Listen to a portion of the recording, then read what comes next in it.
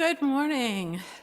We are grateful to gather both in person and online this morning as the Unitarian Universalist Society for a time of music, inspirational words, reflection, and connection. I'm Peggy Garrigus, Director of Congregational and Community Engagement, and I'll also be your Zoom host for this morning. If you're visiting our service today, welcome. We hope you find the service meaningful. If you're visiting online, I put a link to a visitor form in the chat during the prelude if you want to let us know you have visited. For those who are in person, we request that you either turn off your phone or both silence it and put it into airplane mode. This will both help keep disruptions at a minimum and make sure our Wi-Fi functions well for Zoom. As Unitarian Universalists, we don't all believe the same things, but we claim 6 sources for our living tradition. One of those sources is wisdom from the world's religions, which inspires us in our ethical and spiritual life. Today, one of our UUS members, Virginia Melroy, who is also a member of the Inayati Sufi order, will be leading part of the service as we focus on Jewish and Muslim mysticism.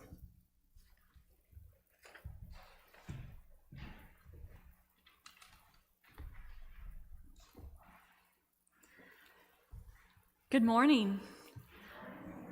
I'm Reverend Diana Smith, the minister of the Unitarian Universalist Society, and it is wonderful to be with you all this morning. In these times of change, it's so important to be together, to come together as a spiritual community, to gain the sustenance that we each and all need, and to help nourish each other. As members of a covenantal faith that expresses our core value of love through how we agree to be together and to support each other, it is good to come together and to affirm that even when we cannot yet all be together in body, this congregation remains strong and connected. To affirm that we have faith and hope in this congregation, in each other, and in the ways we continue to grow together during the challenges of life. And to affirm that wherever any of us is on our life's journey, whether we come to worship with joy in our hearts, weighted with burdens, in need of rest, or searching for others to engage in the struggle with us, we are glad, and this community is glad that we are here. Today, as we delve into mysticism, the practice of deepening and connecting with the divine, we begin with words from Jalal ud-Din Rumi. To the one to whose unveiled the mystery of love exists no longer, but is annihilated in love. Place before the sun a burning candle. See how its shining disappears before that light. The candle exists no longer, is transfigured into light. There are no more signs of it. It itself becomes a sign.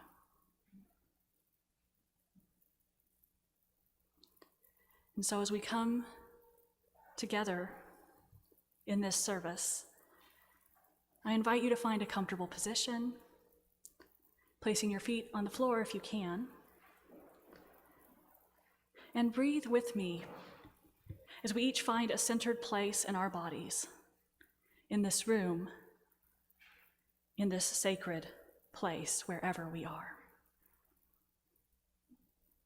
And so as you breathe in,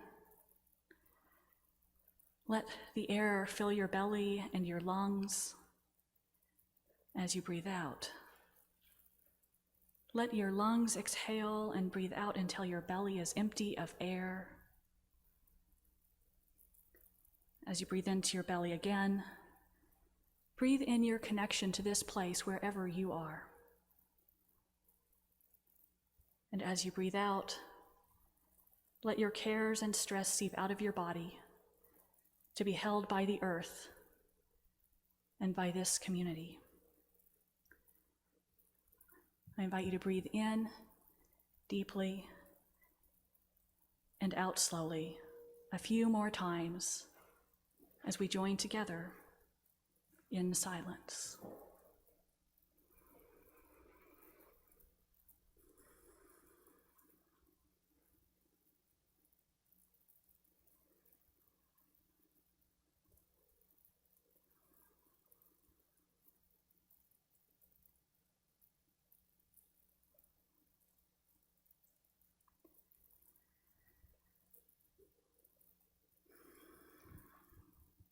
Now, as we move deeper into our practices this morning, we're going to begin by singing hymn number 83, Winds Be Still. We're going to sing it all the way through this time.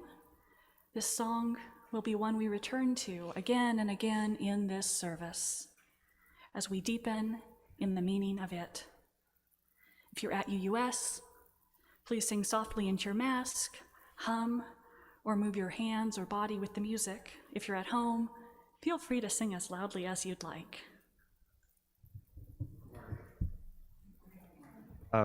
This might be a new hymn for some of us, but you might be familiar with the tune from the Christian hymn, Lead Me, Lord, which has the same tune. And as Reverend Diana said, we're going to sing it quite a bit today, so you'll get a chance to really get it in there. All right, I invite you to stand if you like.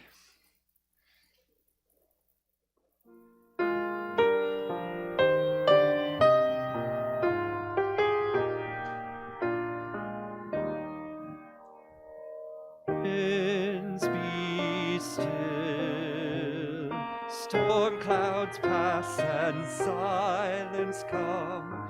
Peace grace this time with harmony. I bird of hope and shine light of love, and in calm let all find tranquility.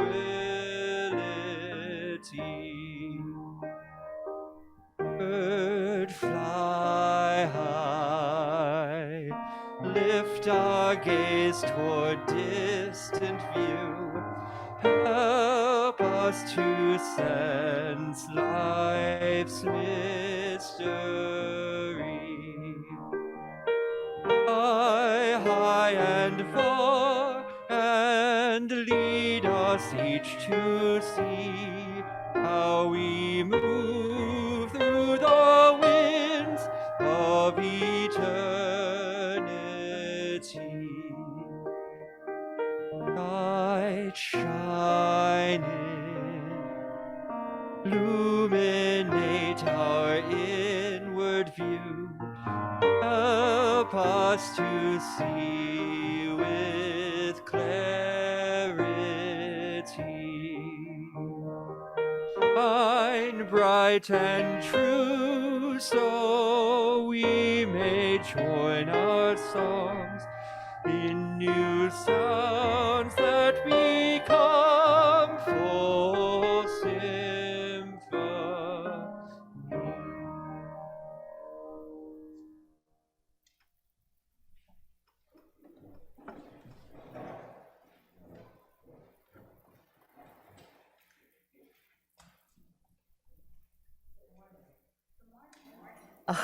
How nice.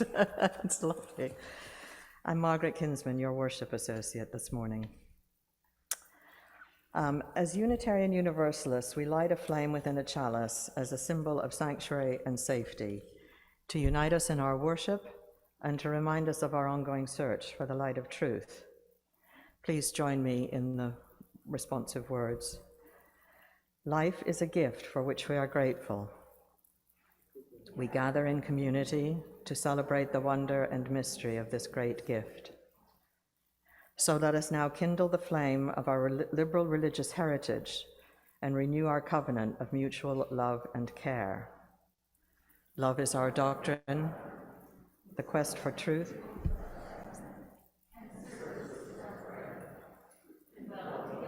peace, to seek knowledge in freedom, and to serve those in need. This we promise, this we covenant with life and one another.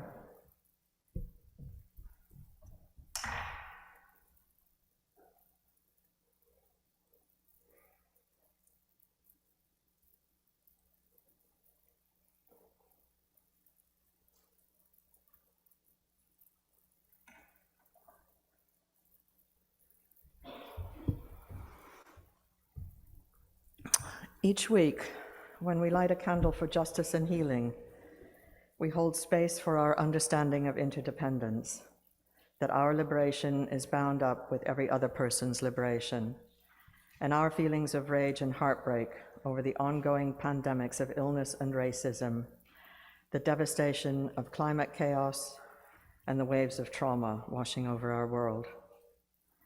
We light this candle to help us hold space together for processing what is happening in our lives and in our world, and to remind ourselves that together we are creating resilience and hope. We light this candle that we may not be numbed or lost to injustice, devastation, illness, and trauma, but rather find strength, courage, and love together to continue engaging with the struggles for liberation, justice, and healing. Today, as we light this candle, we're particularly mindful of two things: the unremitting human suffering in Ukraine, families torn apart, cities and towns systematically destroyed by the senseless violence of Putin's invasion. And we are more locally mindful of the Iowa legislature's decision this week to ban transgender girls and women from female sports. So let's hold a time of silence to listen to our hearts and bodies, or perhaps to lift up prayers.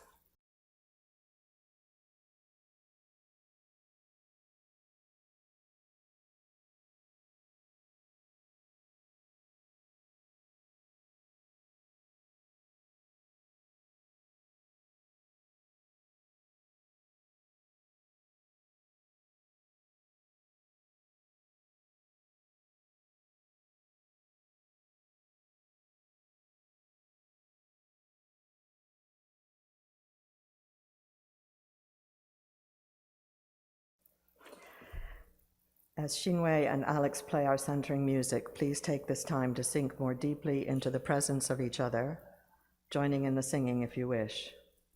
If you're online participating in the service and you'd like, please turn your cameras on and spend this time beholding each other's faces, each other's presence.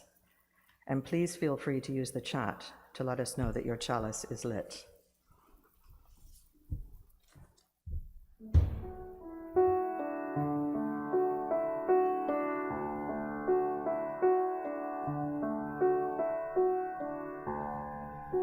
There is a love holding me.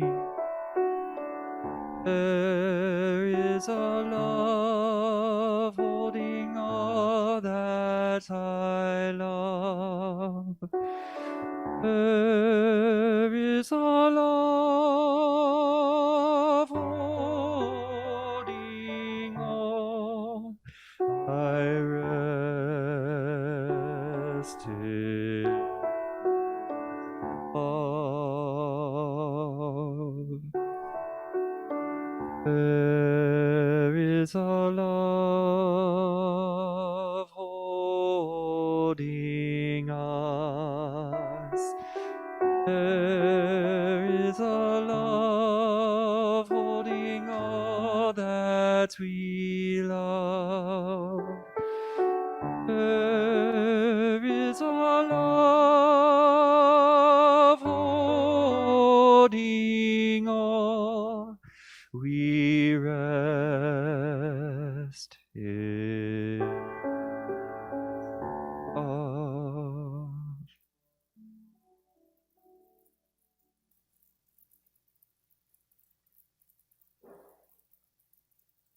You ever had an experience that feels so amazing, so wonderful, that you didn't have words to describe it? That you just felt amazement and awe? Where you felt part of something much larger than yourself? Maybe at the same time you also felt loved and accepted. Or maybe you experienced being inside the feeling and understanding of everything is connected. Experiences like that are really wonderful. They help us know something bigger than ourselves, and sometimes they help us connect with what we think of as holy or sacred. They might even help us connect with what some people call the divine or God. Earlier, you heard Reverend Diana say that today we're celebrating Muslim and Jewish mysticism. You may know that Muslim and Jewish refers to the two great religions. But what is mysticism? Well, in many ways, it's about the word that it kind of sounds like, mystery. It's also about the kind of experience that I just talked about, the ones where you feel connected with something beautiful and holy. Mystics, that is, people who practice mysticism, search for ways to understand and experience being close to or being at one with the divine. They often seek to experience this in every moment. Many people find that prayer practices like singing, chanting, or dancing help them have mystical experiences or connect more deeply with the divine. These practices sometimes help people connect with mystery in new ways. In Islam, which is the religion that Muslims practice, one prayer practice is chanting the 99 names of Allah, which is the name for God in the Arabic language. One of the most important messages of the sacred book of Islam, which is called the Quran, is how it describes Allah. The Quran and Hadith, the teachings of the Prophet Muhammad, have many words to describe the characteristics of Allah, like the all-compassionate, the merciful, the creator, and the forgiver. These many ways of understanding Allah are called the 99 beautiful names of God. When you came into the sanctuary today, you may have picked up a coloring sheet, like this one, which has one of those names on it. Because the 99 names of God are so important, Muslims of all types, not just mystics, learn them and follow a prayer practice of chanting the 99 names of Allah. Today we're going to watch a video of a Pakistani artist, Atif Arslan, chanting the 99 beautiful names in Arabic.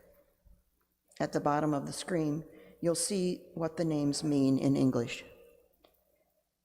As we watch and listen, let's sink into this experience and notice how we feel or what it stirs up for us.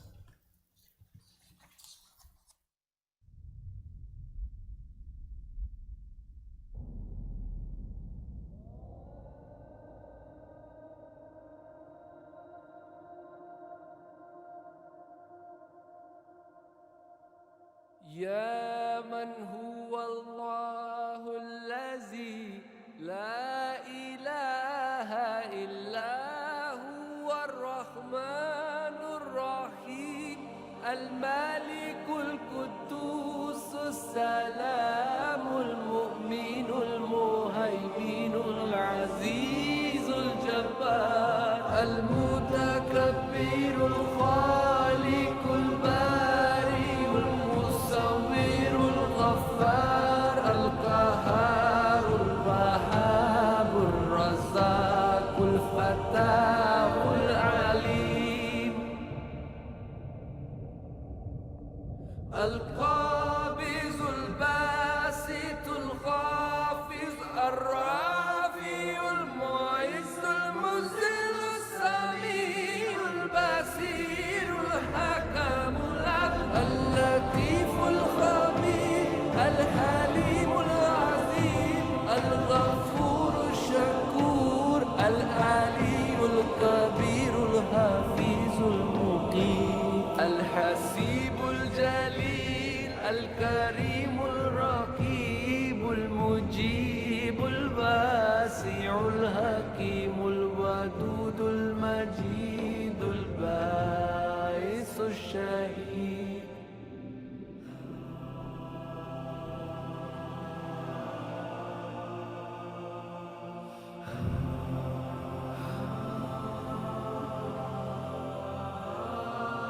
الحق المكين القوي المتين الولي الحميد المحسن المبدي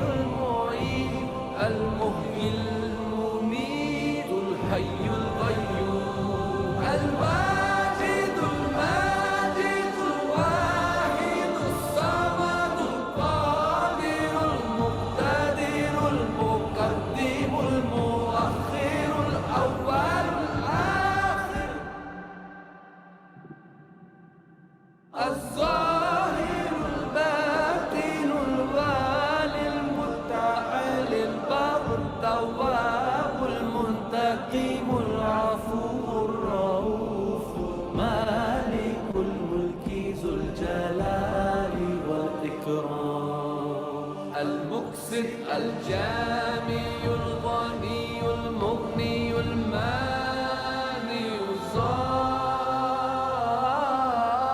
النافي النور الهادي البديع الباقي الوارث الرشيد الصبور.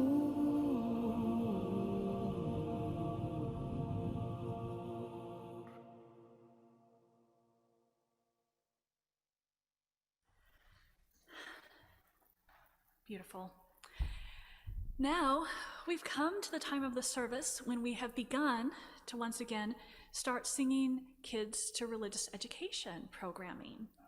For kids who are here, you can stay in the sanctuary with your families if you'd like, or as we sing this, you can head out to programming if you'd like to do that. Alex, do you want to try leading us in this again? Let's do it.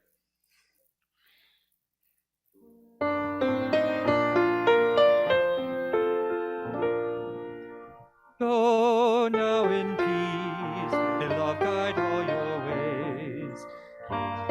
The blessings of your nights and days, truth on your lips and kindness in your deeds, faith to follow where the human spirit leads.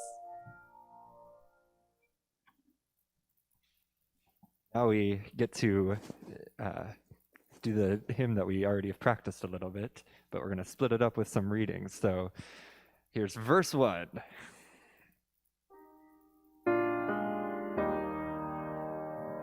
Winds be still, storm clouds pass and silence come. Peace grace this time with harmony. Fly, bird of hope, and shine, light of love, and in calm let all find tranquility.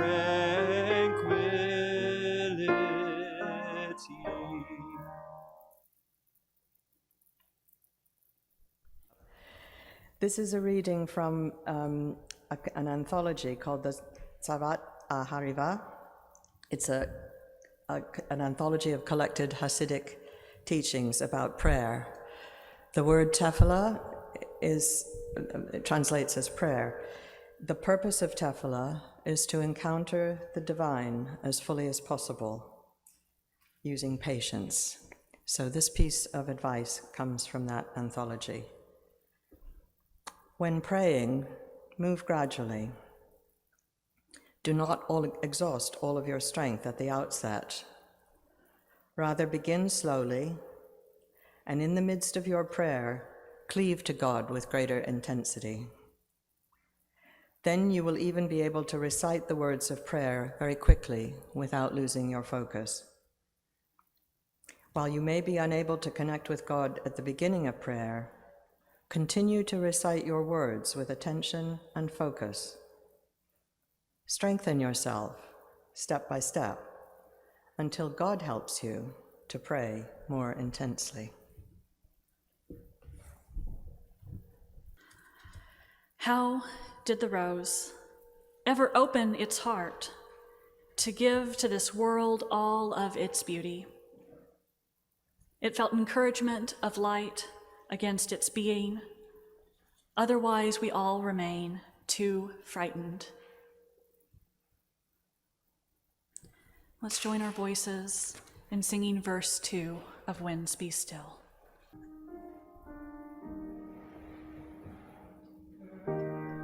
High, high, lift our gaze toward distant view, Help us to sense life's mystery. Fly far and far and lead us each to see how we move through the winds of eternity.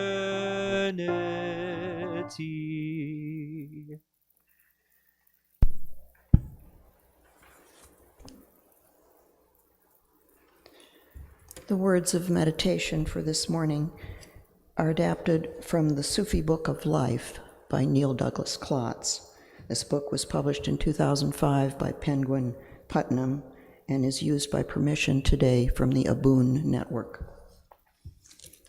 The word Islam, referring to the Muslim religion, contains within it the root for peace in Arabic, salam. Most of us are familiar with the word for peace in Hebrew, shalom, which has the same root. Our usual sense of peace, of the word peace, is as the absence of war. The Sufis look at the word differently. To a Sufi, the word points to the time before time, the unfolding potential of the creative power of the universe. Take a moment now to breathe into the heart, feeling each breath in and out. As you breathe, feel your whole inner self come into the circle of sacred space within you. Breathe in salam to each feeling, thought, or sensation that arises.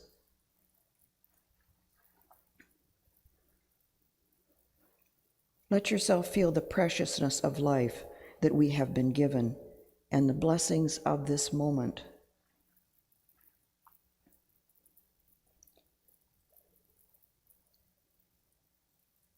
If you wish, send this feeling of peace to all those in your life and all those in the world, wherever it is needed.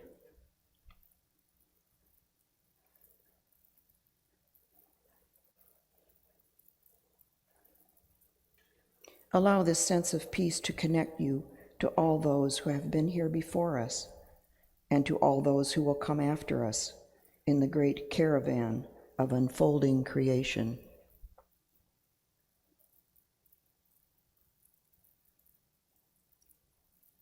Salam, shalom, peace be with you.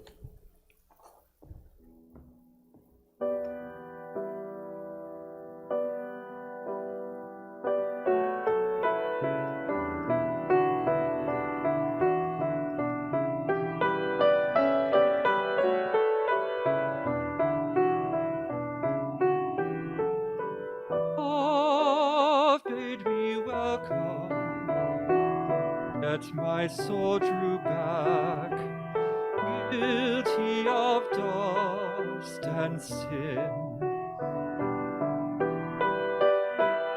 But quick-eyed love, observing me grow slack from my first entrance in, drew nearer to me,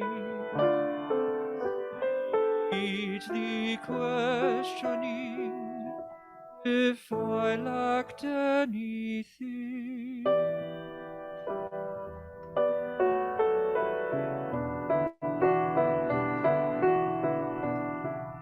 Aghast I answered, worthy to be here. Of said you shall be he.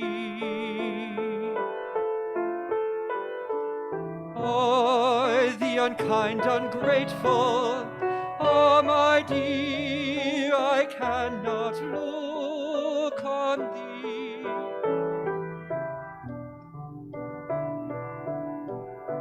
Love took my hand and smiling did reply, made the eyes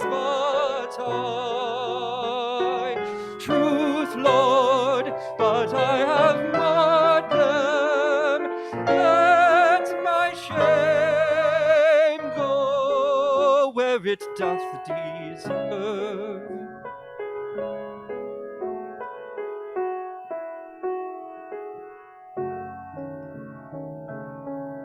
And know you not, says love, for the blame, my dear, and I will serve.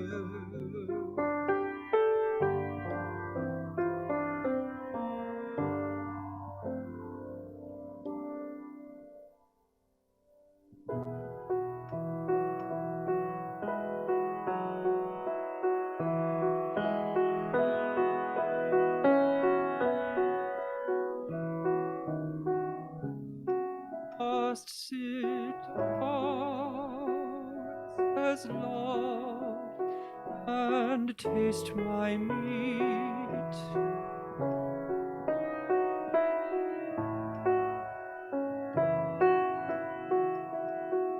Oh, I did sit and eat.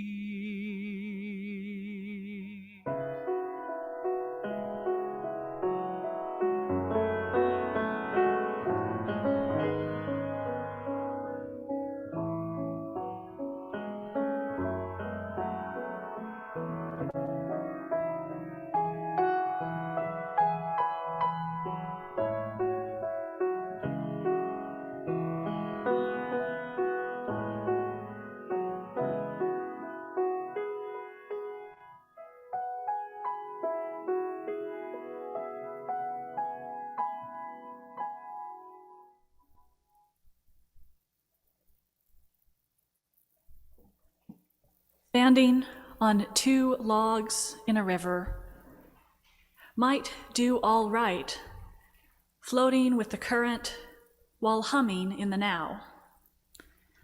Though if one log is tied to a camel, who is also heading south along the bank at the same pace, all could still be well with the world, unless the camel thinks he forgot something and abruptly turns upstream.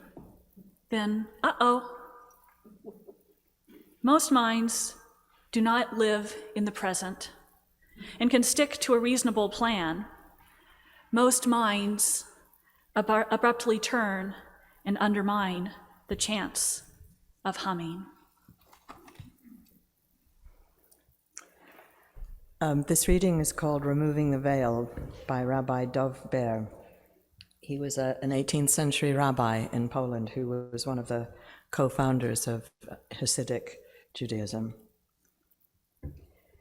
Use the words you utter in prayer as tools to break through the partition that separates you from the divine until you are able to cleave to God. Know that each and every letter of the alphabet comes from an open and endless world above, and every letter that leaves your mouth in prayer awakens these worlds. Therefore, utter the words of your prayer with passion, joy, and a feeling of intimacy with the divine. And now we do verse 3 of our repeating hymn. Light shine in, illuminate our inward view, help us to see with clarity. Shine bright and true, so we may join our songs in new sounds that become full symphony.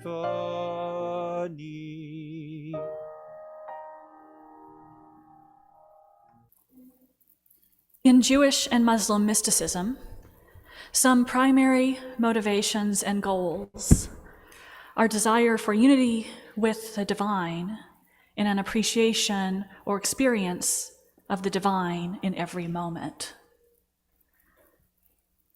Ultimate reality is present with us all the time.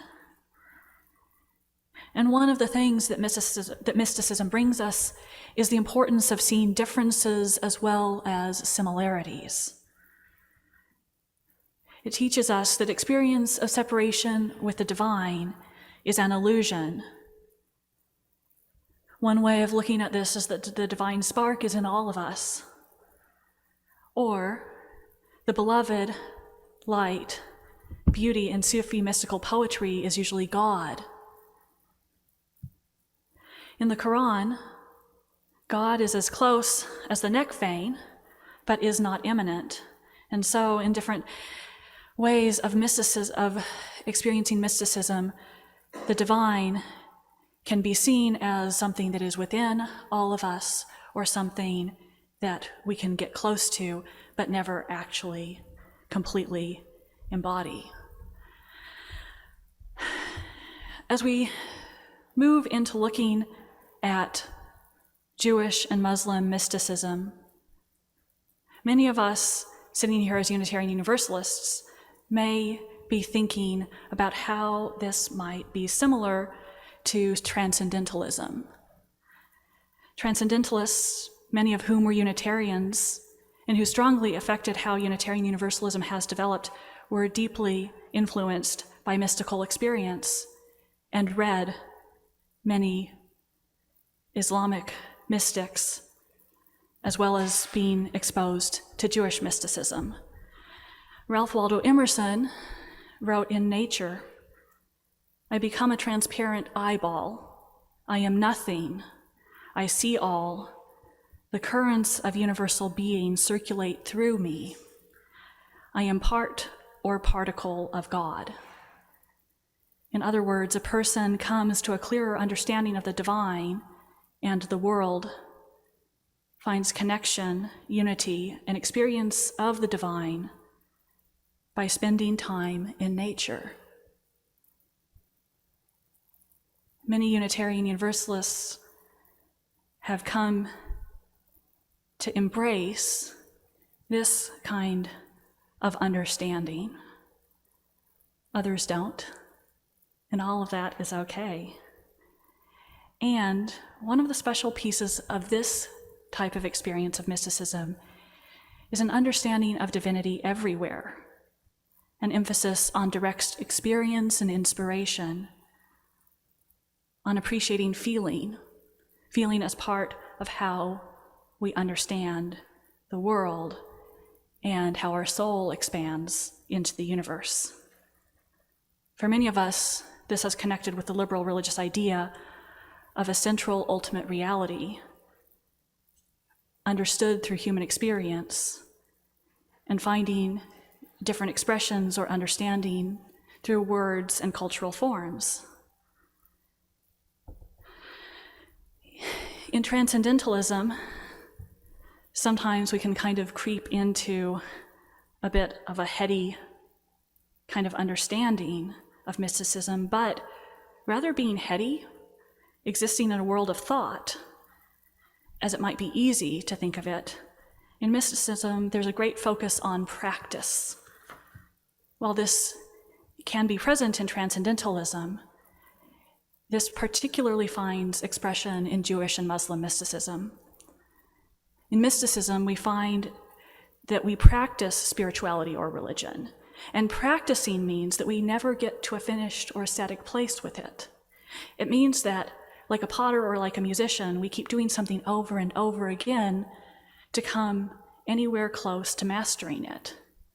And it means that even once we reach a certain desired state, once we can throw mugs on a potter's wheel, play a concerto, or do a set of floor exercises, we still have to keep practicing to maintain that and to reach the next level.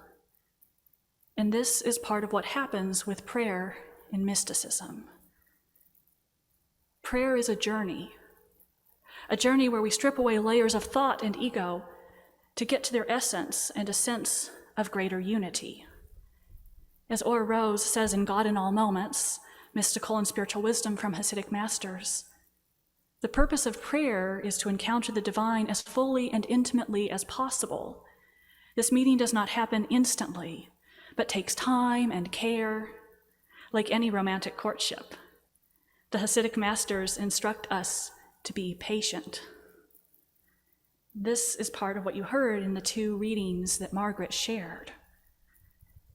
In Kabbalah, which is both a collection of Jewish mystical writings and the flowering of mystical writings and Jewish mystical thought in the medieval period, there's a belief that we can experience the divine presence by stripping down the speech of prayer to its component parts. Words are seen as access to the divine. Rabbi Elazar ben Moshe Azikri, who wrote the mystical poem Soul's Beloved, which is medieval but is still currently widely used when keeping the Sabbath. In that poem, the first letters of each of the stanzas spell out the Hebrew word for God's name.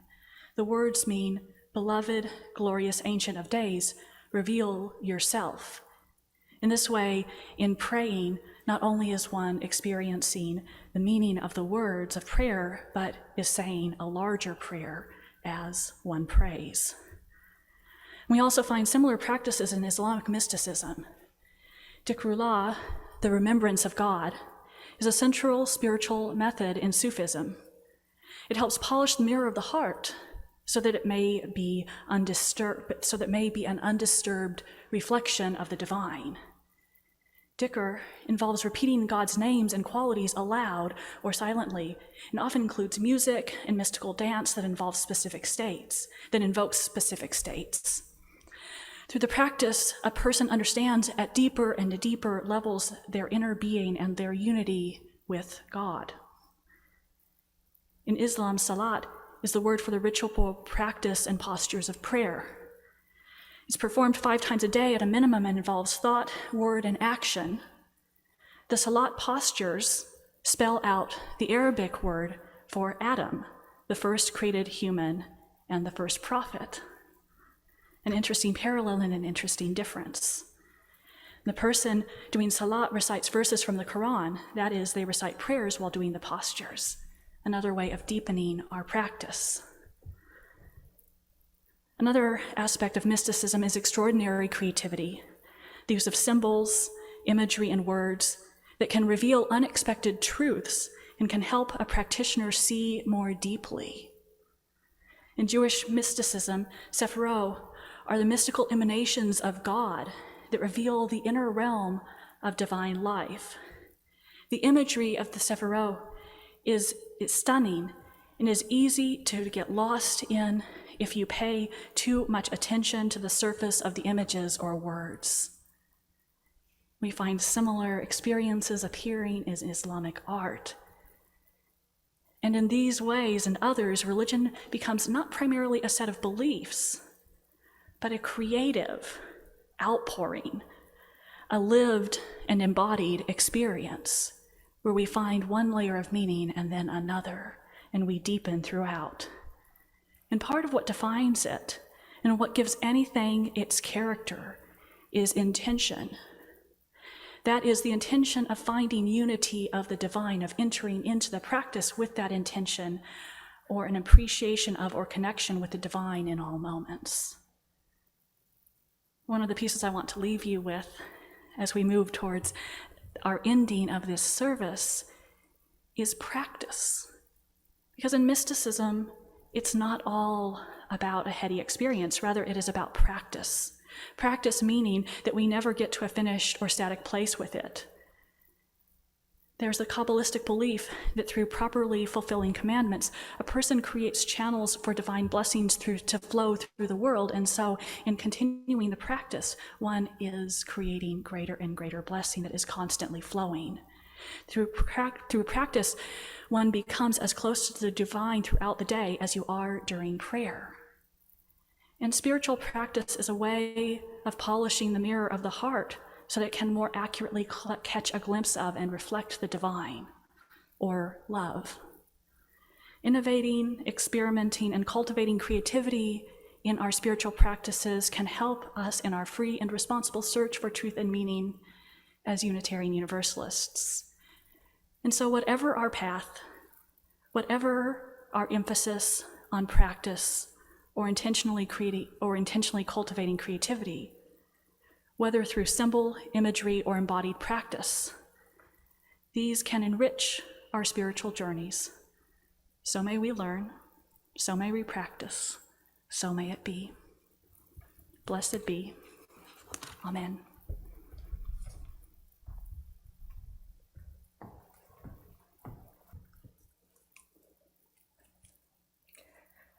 How we give, what we do with our lives, our time, and our resources is a reflection of our values. In response to the abundance we are blessed with, every week this congregation donates generously to organizations in the community whose work aligns with our values and principles. Our community partner agency this month is the Center for Worker Justice, whose priority issues include defending workers' rights to proper payment and safe work, improving housing options for low-income residents, confronting discrimination, and ensuring equal access to community services, and providing assistance to those affected by immigration policies. On the screen, you'll see instructions for how to give online, or you may take this time to write a check and address an envelope to UUS to be put in the mail. If you're attending this service here in the sanctuary, you can give online, or there's a basket for checks in the atrium. The usher can help you find it after the service. You may assist our community partner, contribute to the congregation to provide additional support for our operating expenses, or contribute towards your pledge to our society. The offering is a sign of commitment to this free congregation, which is completely supported by the voluntary generosity of all who join with us. As we give and receive the offering, may we be transformed by our giving, and may the world be transformed by our gifts.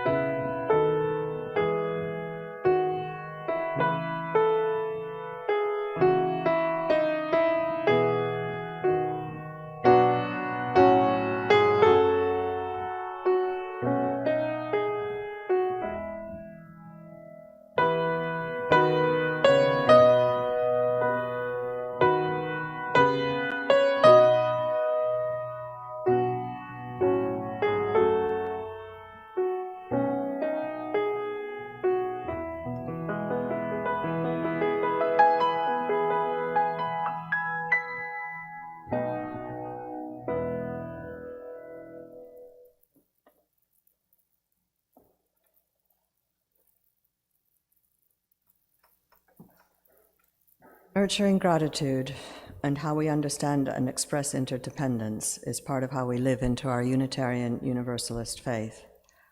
May what has been shared today help us more fully affirm our interconnection and live into love and justice.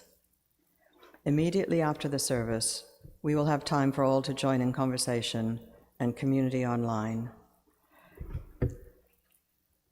Now, to close our service today, we will sing Bring Many Names.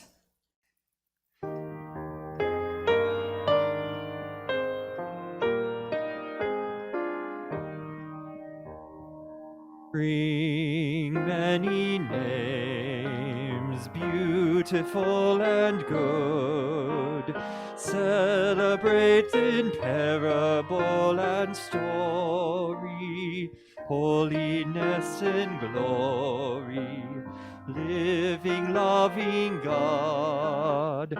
Hail and Hosanna, bring many names. Strong Mother God, working night and day, planning all the wonders of creation, setting each equation, genius at play. Hail and Hosanna, strong Mother God.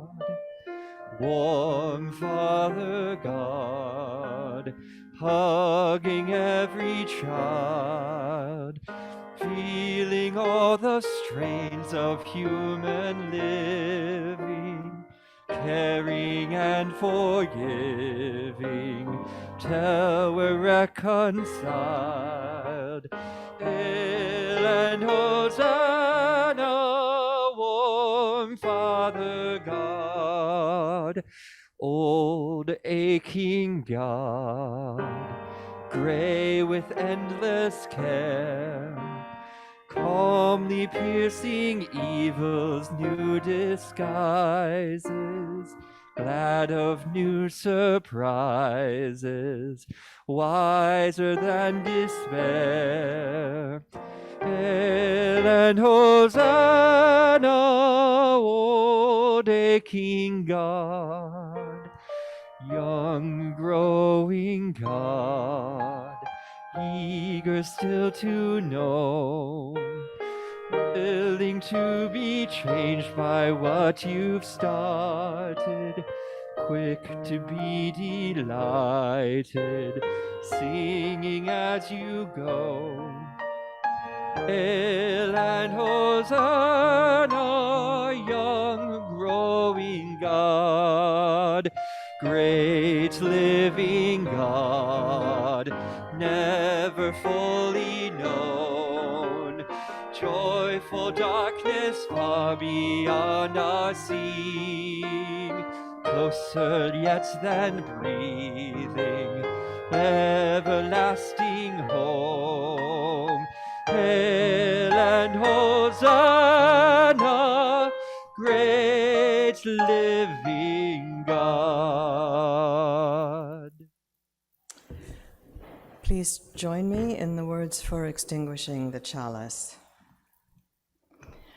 We extinguish this flame, but not the light of truth, the warmth of community, or the fire of commitment.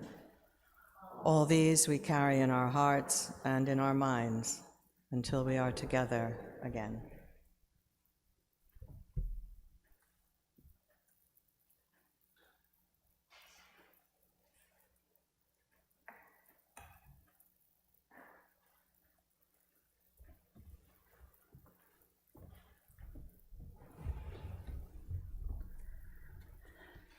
As you go out into the world this week, may you delve ever more deeply into other ways of knowing, into other ways of connecting. Go in peace, love, and justing, living love ever more fully and fiercely into this world. Amen, and blessed, blessed be. And now, please join in our choral benediction if you would like.